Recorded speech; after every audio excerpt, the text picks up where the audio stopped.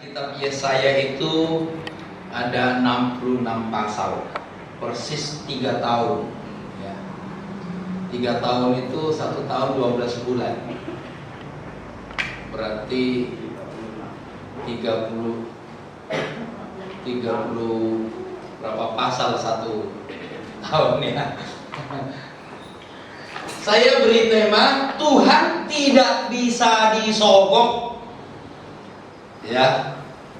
Jadi jangan berusaha untuk menyogok Tuhan dalam model apapun, dengan cara apapun. Tuhan tidak bisa disogok. Ya. Dia hanya bisa sesuai dengan peraturan. Ya. Presiden kita juga tidak mau disogok. Ya. Dia ingin peraturan saja. Jadi tidak peduli seperti apa. Yang penting aturannya main. Ya, aturannya main, bukan sogoknya yang penting. Nah, itu maksudnya. Jadi Tuhan tidak bisa disogok. Ya.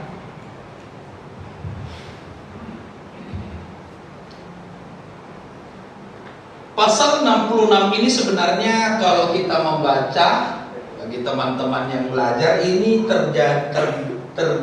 terdiri dari 3 kotak, 3 pokok pembahasan. Pembahasan yang pertama adalah ayat 1 sampai 4. Ya, makanya saya bilang tadi itu harusnya bukan sampai ayat 2, tapi saya salah nulis. Ayat 1 sampai 4, Tuhan tidak bisa disogok. Bagian yang kedua, ayat 5 sampai ayat yang ke-7. Nah, ini juga kok isonya ini. Ya, ayat 5 sampai ayat yang ke-7, 17 maksudnya, ayat 17 kurang garisnya di sini. Tuhan mempermalukan orang yang menghina orang yang takut Tuhan. Ya. Bagian yang ketiga adalah ayat 18 sampai ayat 24. Saya belum bisa bikin temanya. Ya, saya belum bisa bikin kesimpulan dari situ. Tetapi kalau kita membaca pasal 66, maka ini terbagi 3 bagian. Jadi hari ini kita membaca yang belajar dari bagian yang pertama. Minggu kan tinggal 2 lagi, berarti ini bisa hilang 1 atau dua-duanya harus dirangkum minggu depan ya, supaya pas selesai. Ya, pas selesai. Jadi hari ini kita akan melihat Tuhan tidak bisa disogok. Ya, mari kita baca pasal 66 ayat 1 dan ayat 2, 3.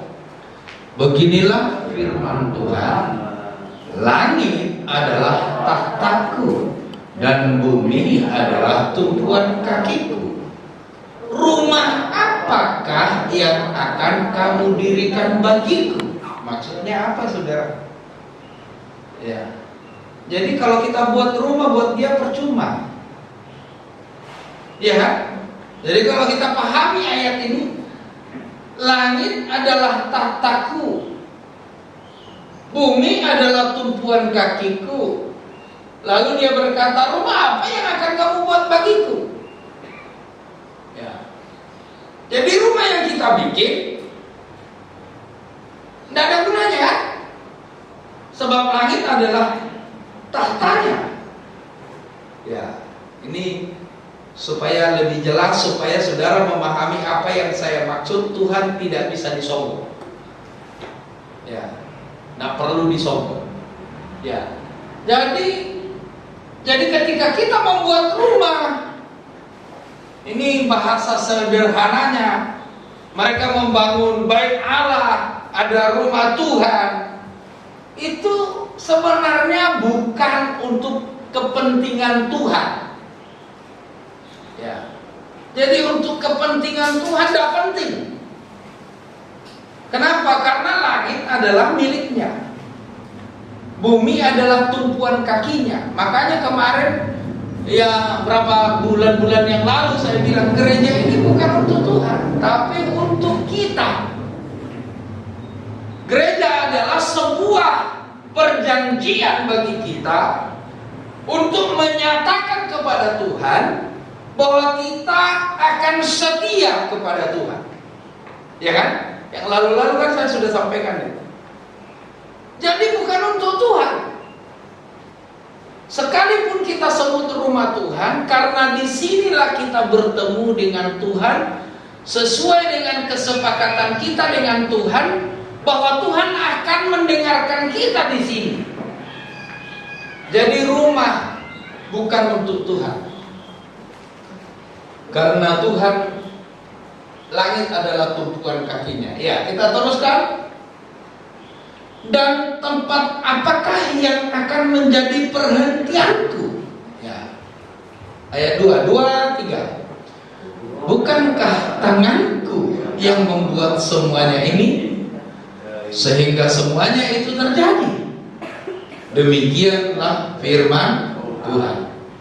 Tetapi kepada orang inilah aku memandang, kepada orang yang tertindas dan yang patah semangatnya dan yang gentar kepada firmanku.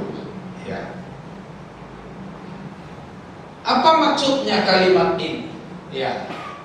Tuhan tidak bisa disogok atau dibayar oleh manusia, sebab dialah yang menjadikan semuanya. Ya, jadi ayat itu tadi jelas mengatakan, ya, ini semuanya ini bukankah tahtaku ya, bukankah tanganku yang membuat semuanya ini? Ini dia yang punya. Jadi kalau kita mau menyogok dia dengan model yang seperti itu, bagi dia, loh aku punya. Ya, untuk apa? Jadi bagi Tuhan tidak bisa disogok dengan model-model yang seperti itu. Nah, Tuhan tidak suka disogok, tidak bisa disogok, dan tidak suka disogok. Ya.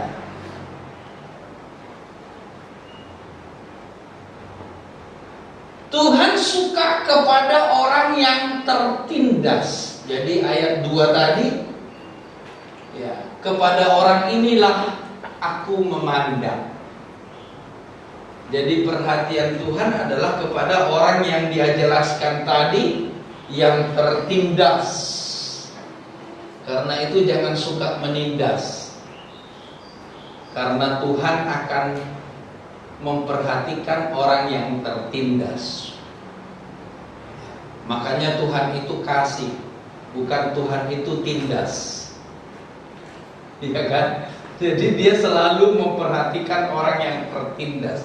Jadi sebenarnya YouTube yang dikeluarkan orang-orang sekarang itu karena Ahok yang sudah terbukti kata-katanya itu ya, Tuhan yang kalau kalian menjolimi aku, maka kalian akan mengerti Tuhan itu, Tuhanku itu akan membalas satu-satunya. Sekarang mereka sendiri yang ngomong, bukan orang Kristen ya, yang ngomong bahwa semua kata-katanya Ahok itu terjadi, manjur.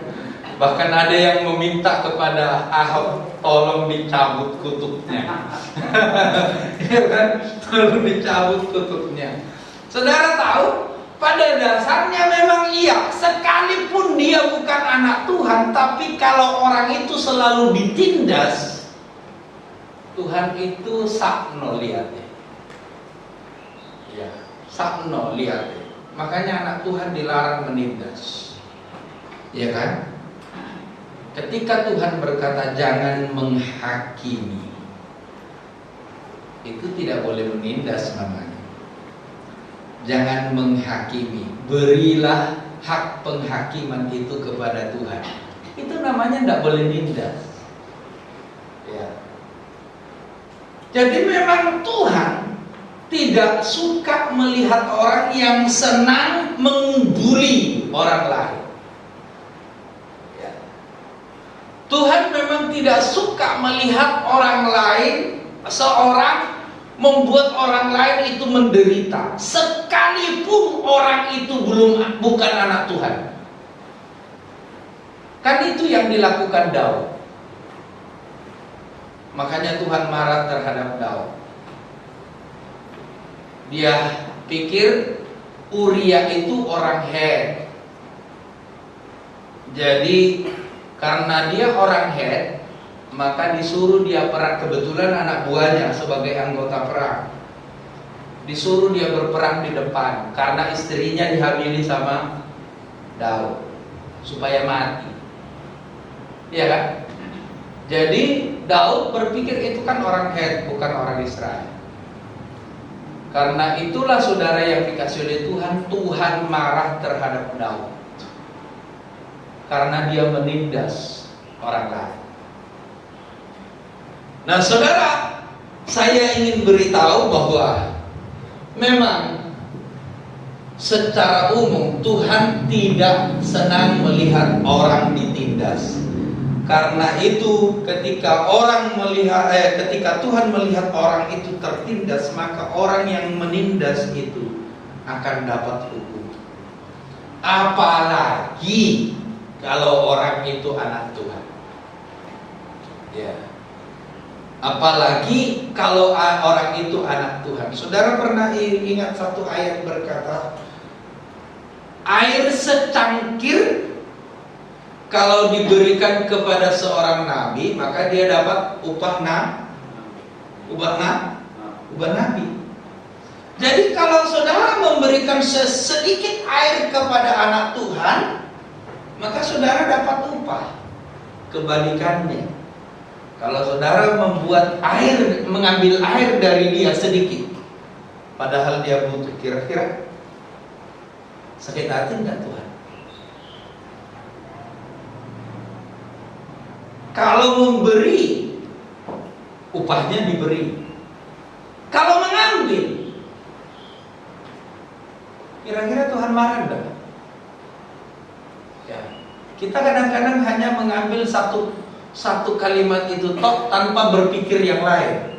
Kita kan orang-orang pintar, diciptakan Tuhan segambar dengan Tuhan. Jadi kalau kita memberi kepada anak Tuhan itu dapat upah, ngambil miliknya orang lain, Tuhan jengkel pasti. Wong diberi dapat upah kok. Ya. Diberi dapat upah, kalau mengambil pasti dapat masalah. Nah, itulah sebabnya saudara yang dikasih oleh Tuhan, ayat ini jelas. Tuhan berkata kepada kita bahwa Tuhan memandang orang yang tertindas. Tuhan suka kepada orang yang tertindas dan patah semangatnya, sampai patah semangat itu. Ya, sampai patah semangat. Tadi malam saya bilang sama kaum muda, saya itu pernah punya pengalaman merasa sendiri tidak bisa apa-apa. Waktu saya tidak punya uang, saya diusir dari kos, tinggal bawa tas, tidak punya uang mau kemana. Saya hanya lihat satu gubuk di sawah, saya tinggal di sini sambil sekolah. Itu saya SMA, ambil sekolah saya. Nah, teman-teman sekarang, anak-anak sekarang sekolah dari rumah dikasih makan, itu pun sekolahnya rasa-rasa. Saya 1 minggu lebih mungkin di situ tinggal sampai saya menemukan tempat.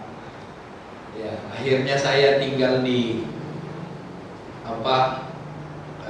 seperti warung, seperti tempat orang menjahit. Jadi kayak kayak kios-kios, tempat orang menjahit pakaian.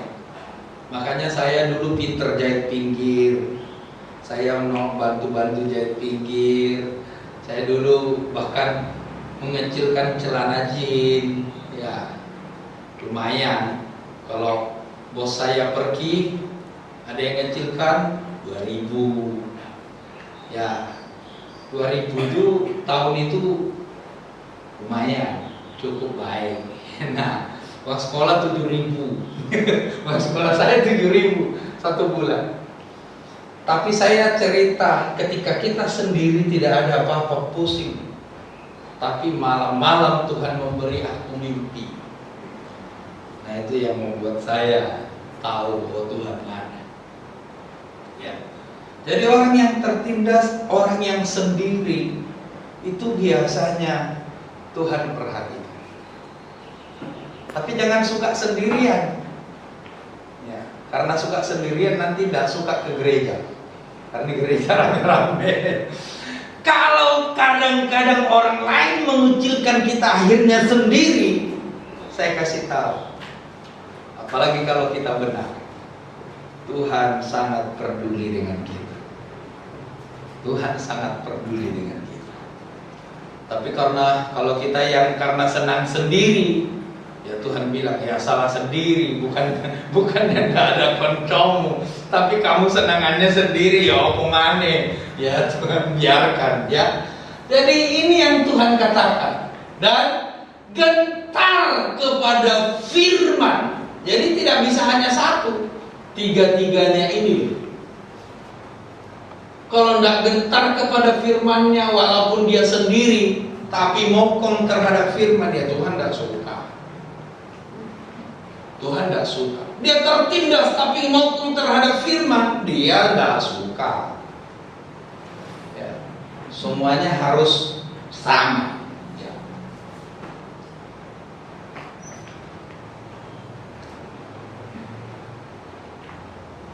Nah, saudara lihat, kita baca ayat yang ketiga, itu ayat 1 dan 2.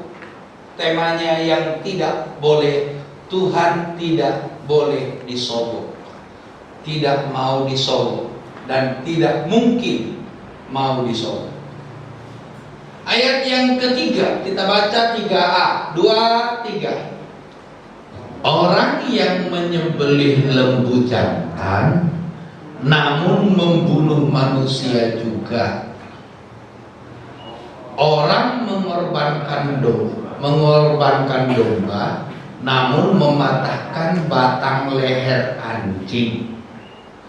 Orang yang mempersembahkan korban sajian namun mempersembahkan darah babi. Ada babinya lagi. Saya sudah berbulan-bulan rodok kurang enak makan daging babi gara-gara ini. Orang mempersembahkan kemenyaan namun memuja berhala juga. Jadi kalau saudara lihat, setiap bagian yang dilakukan untuk Tuhan, tapi yang Tuhan tidak suka dilakukan. Yang dilakukan untuk Tuhan, tapi yang tidak Tuhan suka dilakukan. Ini anjing ini kan tidak boleh dimakan dalam perjanjian lama. Makanya hanya orang Batak yang suka makan anjing karena dia tidak ikut dalam perjanjian lama. Saudara, ini anjing. Tapi saya heran ya, kenapa kok Tuhan larangnya? Padahal pada faktanya orang-orang Batak sekarang itu kalau kena corona itu senangannya makan sop anjing. Ya. Joshua itu demam berdarah, minum sop anjing langsung naik loh.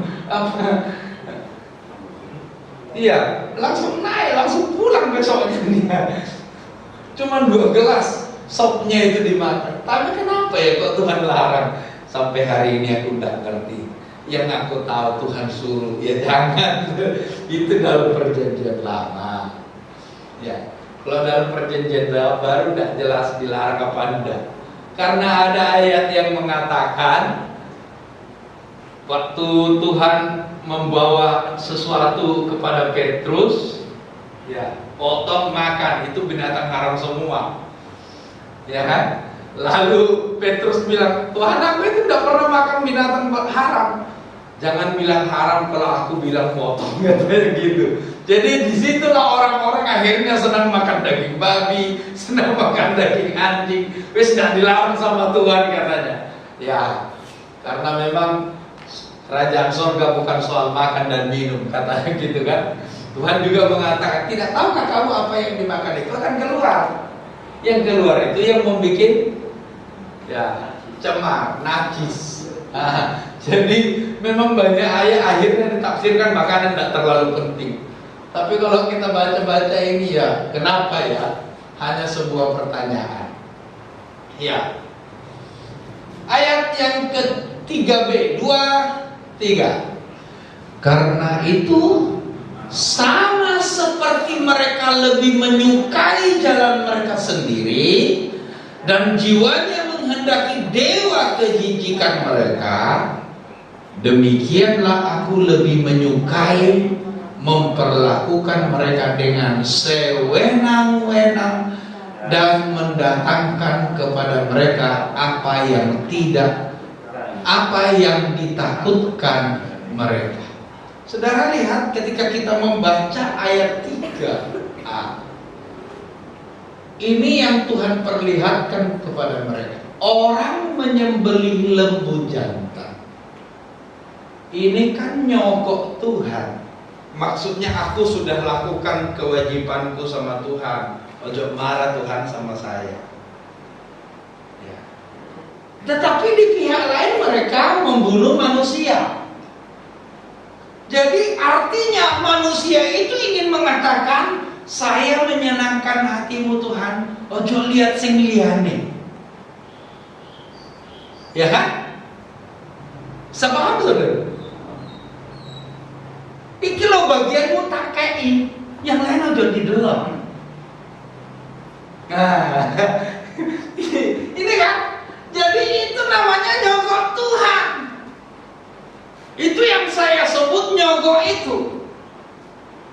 Ya, bagiannya Tuhan tak kayak lagi loh, perpuluhan tak kayak, ibadah tak kayak, tapi sendiriannya udah didelok. Makanya ayat ini mengatakan orang menyembelih lembu jantan loh yang dikasih sama Tuhan, bukan kambing.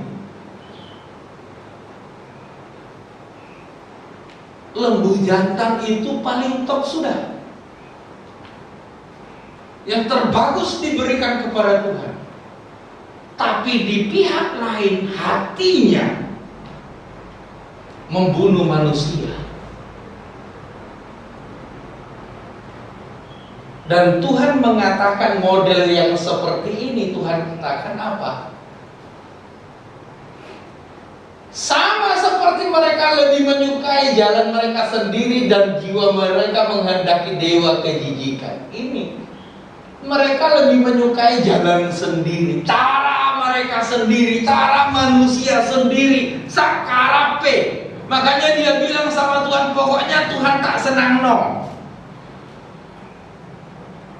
Yang liane aja didelok. Nah, gitu loh. Dan Tuhan berkata, aku akan melakukan semena-mena dari caraku.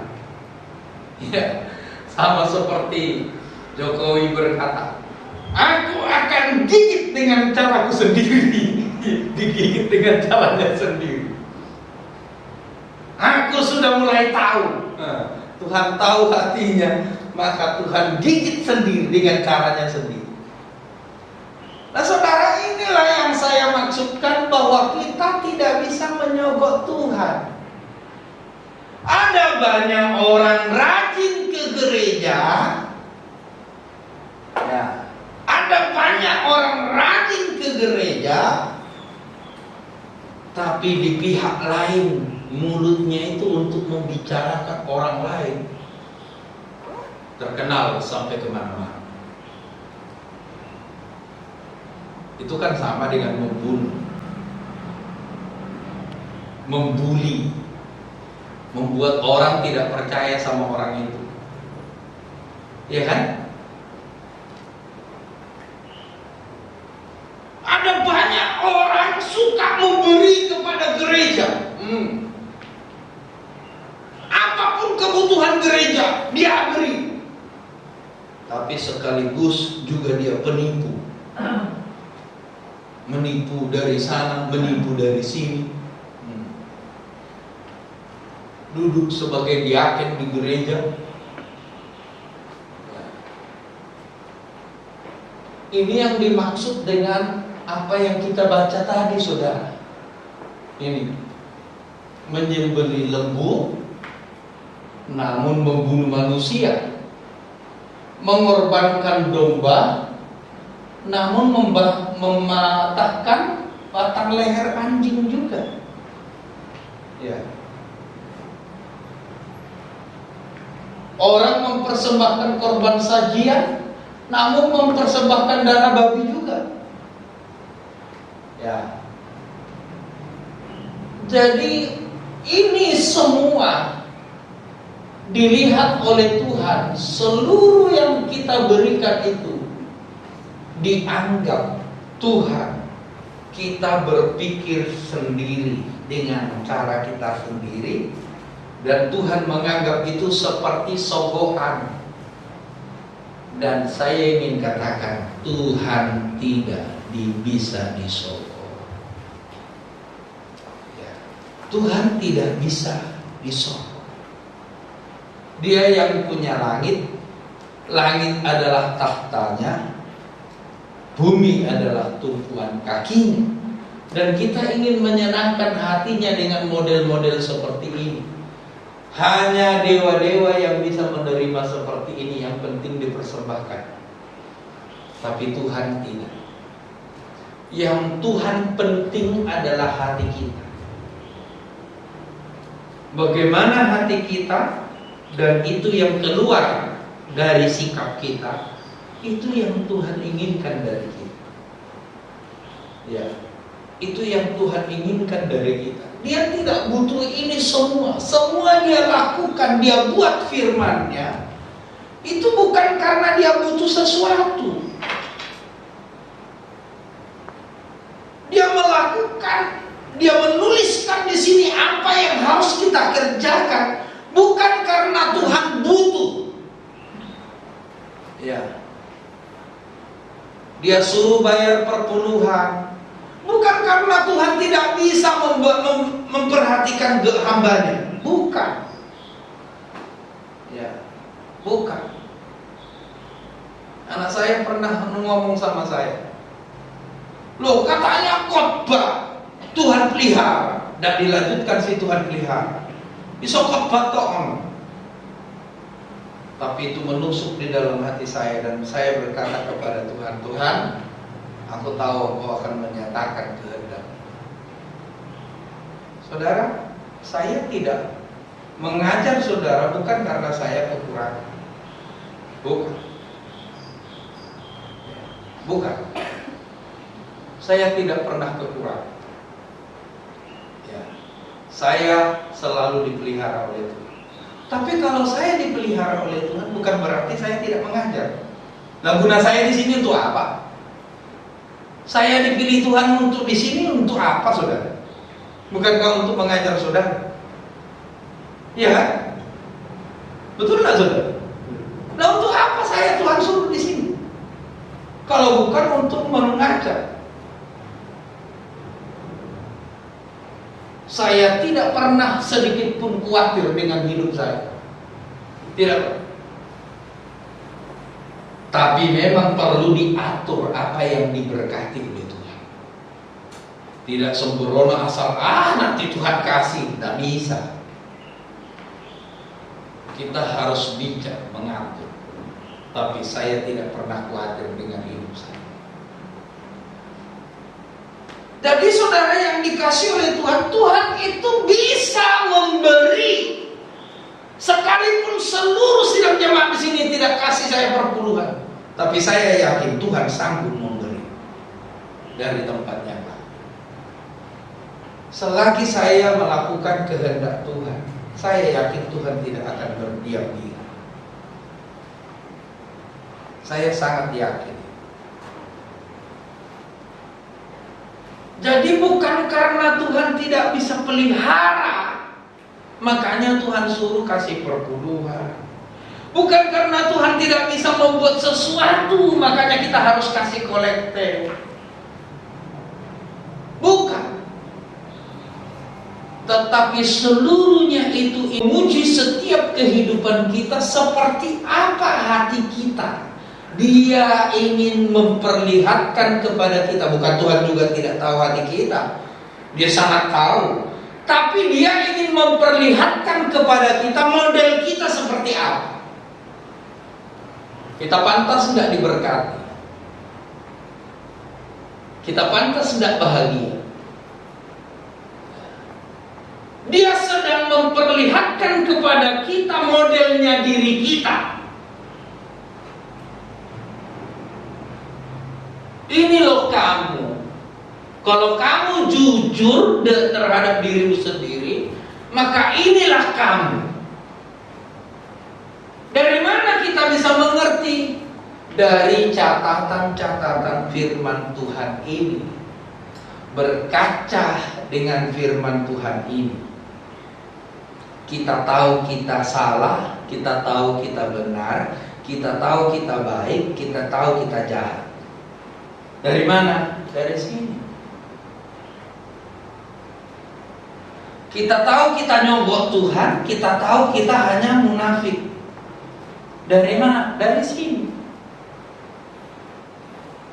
Jadi bukan Tuhan yang butuh.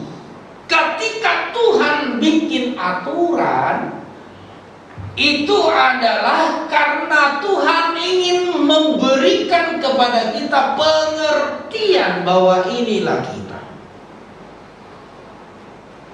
Ya. Ketika ada seseorang yang selalu memberikan kita sakit hati, tapi kita bisa mengampuni, Tuhan memberitahu kepada kita, ini loh kamu orangnya hebat, suka mengampuni. Nah, iya kan? Bukan Tuhan tidak tahu kita suka mengampuni, tapi kita perlu tahu inilah diri kita. Makanya kalau kamu dipelihara, diberkati oleh Tuhan karena ini loh. Nah, itu dia. Jadi kalau kita juga tidak diberkati, Tuhan juga akan memperlihatkan, menunjukkan di mana kita kurang. Kenapa ya Tuhan tidak kasihkan sesuatu? Kenapa ya? Ya. Disitulah kita akan menemukan, oh, ada yang salah. Nah, ketika itu kita berdoa kepada Tuhan untuk kita dipulihkan, untuk kita diubahkan, untuk kita bisa melakukan itu dengan baik. Ketika kita melakukan dengan baik, kita akan menemukan, wah, Tuhan baik. Nah, itulah sebabnya saya berkata Tuhan itu tidak bisa disogok. Kita berpikir dengan ibadah menyogok Tuhan, bukan. Kita ibadah itu karena kita mengikuti perjanjian kita kepada Tuhan, menunjukkan bahwa kita setia kepada perjanjian kita, menunjukkan bahwa Tuhan itu bagi kita perlu Tuhan. Nah, pada saat itulah Dia melihat hati kita yang jujur itu, yang murni itu, maka Tuhan datang menghampiri kita. Tapi kalau kita hanya berkata yang penting tunaikan tugas, yang penting ke gereja dulu, hanya tunaikan tugas, tunaikan. Saudara tahu artinya tunaikan? Bukan dari hati, tapi dari jadwal. Ya. Salah enggak? Oh, bagus. Ukuran manusia bisa menunaikan tugas itu bagus.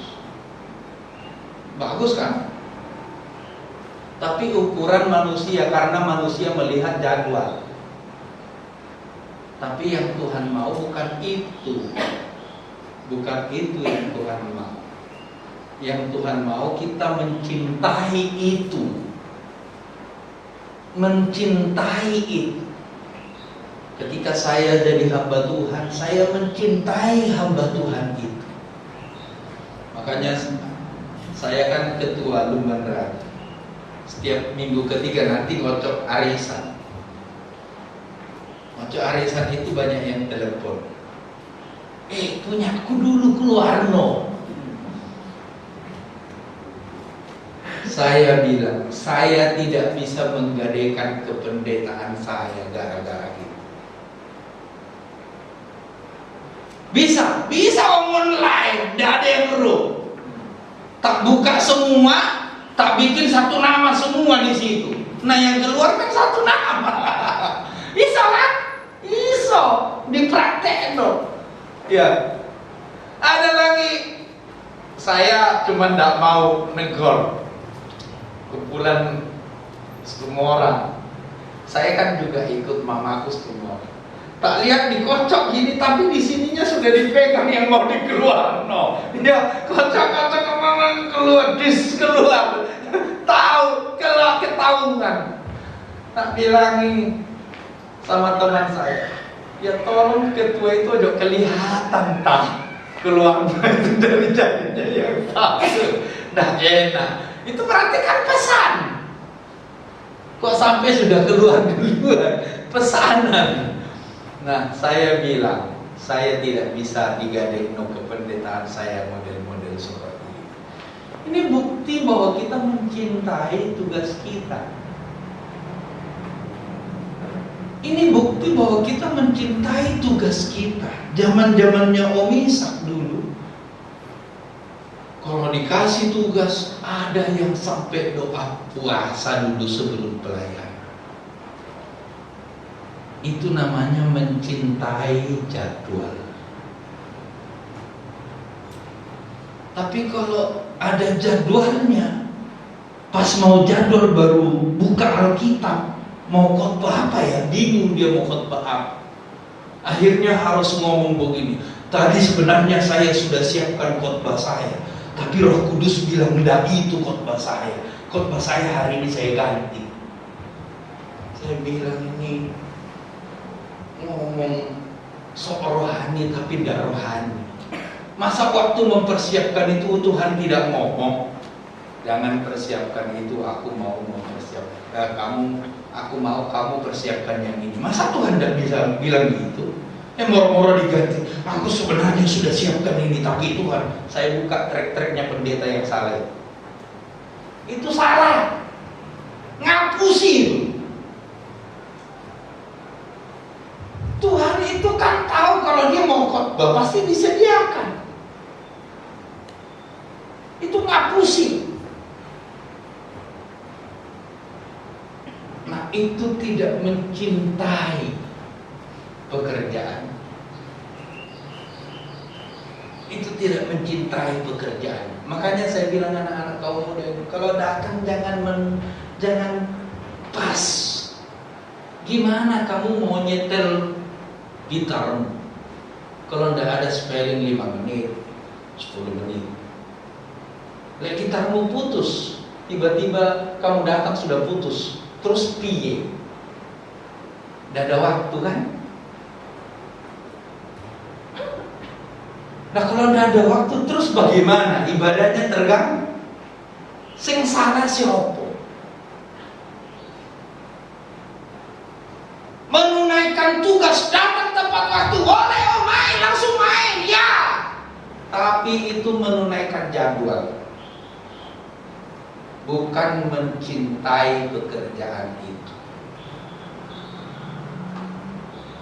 Itu namanya nyogok.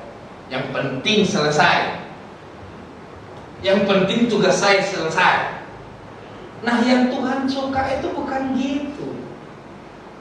Yang Tuhan suka itu besok saya pimpin pujian minggu depan Pak Andrianto jadwalnya umpamanya besok minggu pagi. Minggu depan saya malam ini mulai hari ini sudah berdoa, Tuhan besok aku lagunya apa ya?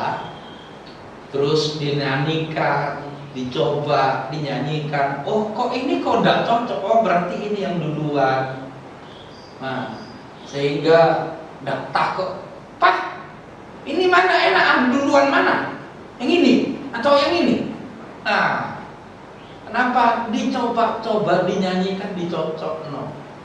Nanti bagi gilirannya latihan sudah tahu. Itu namanya cinta kepada tugas, bukan untuk nyogok Tuhan. Mencintai itu, itulah yang Tuhan mau. Nah saudara yang dikasih oleh Tuhan, inilah yang saya ingin katakan. bahwa Tuhan tidak bisa disogok. Karena ayat ini yang mengatakan sama seperti mereka lebih menyukai jalan mereka sendiri. Yang model seperti ini Tuhan berkata bahwa mereka menyukai jalannya sendiri. Mempersembahkan lembu, mempersembahkan domba, kemenyan dipersembahkan, tapi di pihak lain, di pihak yang lain mereka itu tidak melakukan kehendak Tuhan. Nyogok namanya.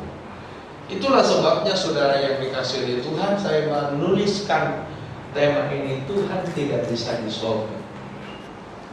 Ya, Tuhan tidak bisa disogok. Jadi ketika Tuhan membuat aturan, bukan karena Tuhan butuh, bukan. Tetapi Tuhan ingin kita tahu siapa diri kita. Ini loh. Kalau kita mau jujur, kita sangat mengerti kita ini pemalas. Kita ini, kalau kita mau jujur, kita tahu kerjanya kita ini serius apa tidak. Kalau kita mau jujur, kita tahu seperti apa kita. Kita tahu seperti apa kita. Permasalahannya kita sering tidak mau jujur dengan diri kita sendiri. Makanya sampai ada yang mengarang lagu Jujurlah Padaku. Karena tidak jujur terhadap diri sendiri aja tidak jujur. Ya. Apalagi terhadap orang lain. Setiap orang yang hebat itu selalu jujur terhadap dirinya sendiri. Itu orang hebat. Orang hebat itu adalah jujur terhadap dirinya sendiri. Kalau kita tahu kita lemu, oh saya lemu ya, jujur. Nah biar supaya tidak lemu. Kan kalau jujur bahwa kita lemu. Tapi kalau tidak mau jujur, ini loh yang repot. Ya, pasti istri saya mengatakan ini nyindir aku. Tapi itu faktanya. Kalau kita sering diseneni orang tua, kita akan, kalau kita jujur, iya. Kerjanya tidak ini, tidak jelas. Saya belum pernah senang melihat pekerjaannya Kevin.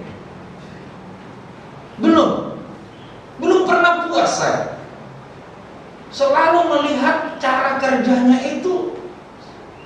Saya itu khawatirnya kalau dia kan di bengkel mobil, moro-moro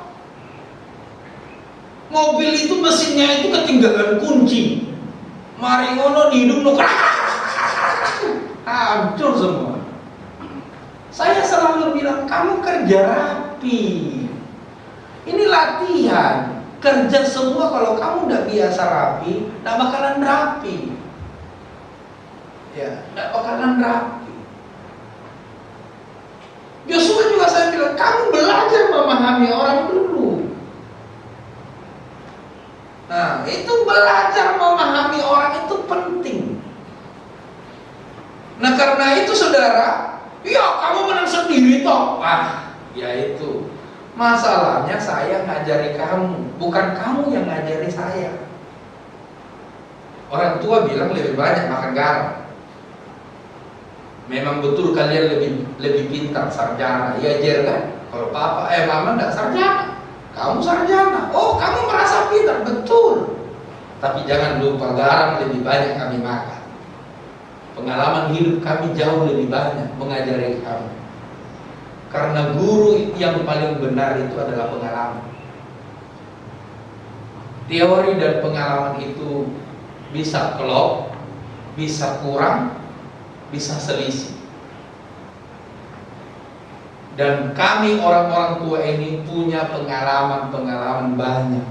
Karena umur kami sudah di atas 50. Nah itulah sebabnya saudara yang dikasih oleh Tuhan, mari kita memahami Tuhan itu seperti ini. Jadi peraturan-peraturan itu bukan karena Tuhan butuh, bukan. Dia ingin menunjukkan kepada kita ini. Ya, ini loh kita. Kalau kita malas ke gereja, kita ngerti kita malas ke gereja. Dari mana?